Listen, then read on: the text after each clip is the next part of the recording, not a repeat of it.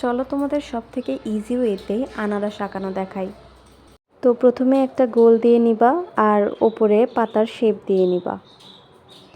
তারপর মাঝখান দিয়ে আরও কিছু গোল দিয়ে নিবা, মানে পুরোটা গোল দিয়ে ভরাট করে দিবা।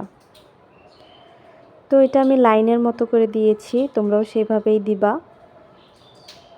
দেন এটা পুরোটা হালকা ইয়েলো কালার দিয়ে ভরাট করে দিবা। অ্যাকচুয়ালি আমি এটা একটু পরে করেছি, আমি ফার্স্টে বুঝতে পারিনি।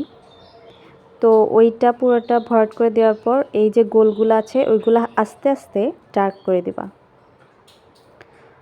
তো এই তো এখানটায় আমি দেখালাম যে এটা আমি পুরোটা ভরাট করে দিয়েছি, অ্যান্ড যে মাঝখানের যে গোলগুলো ওইটা আমি আস্তে আস্তে ডার্ক করে দিব।